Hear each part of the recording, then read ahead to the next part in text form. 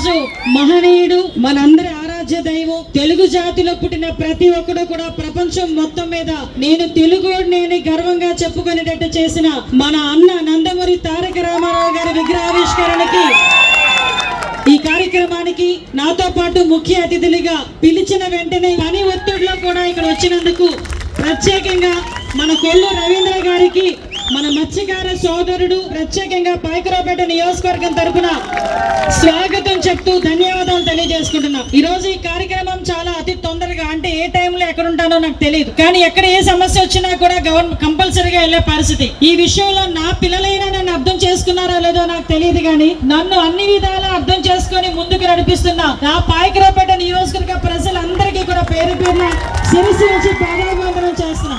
ఎందుకంటే అమ్మ ఈ రోజు ఉంటది, రేపు ఉంటారని చెప్పి మళ్ళీ ఎక్కడికో వెళ్ళిపోతుంది. అయినప్పటికీ కూడా మేడం గారు ఏదో పని మీద వెళ్ళారు అని సర్దుకుని ఉన్నాయి. మీ అందరికీ కూడా మరొకసారి ధన్యవాదాలు తెలియజేసుకోవాలి. ఈ కార్యక్రమాన్ని ఇక్కడ ఏర్పాటు చేసుకుందామని ఎప్పటి నుంచో అనుకుంటున్నాము. అడ్రోడ్ సెంటర్ లో మనకి వెలుగును నింపిన నాయకుడు విగ్రహం ఉండాలని అనుకుంటున్నాం. ఇన్ని సంవత్సరాలైనా తెలుగుదేశం పార్టీ ఆవిర్భవించిన తర్వాత ఈ హైవే మీద పాయకరావుపేట వై జంక్షన్ లో ఒక విగ్రహం ఉంది. తర్వాత ఇంకెక్కడ కూడా విగ్రహం లేదు. కోనవాన్పాలెం దగ్గర కొంచెం లోపలికి ఉంది. కానీ ఇక్కడ కంపల్సరీగా విగ్రహం పెట్టాలి అనుకున్నాం. ఈ రోజు ఈ కార్యక్రమానికి సహకరించిన అందరికీ కూడా పేరు పైన ధన్యవాదాలు.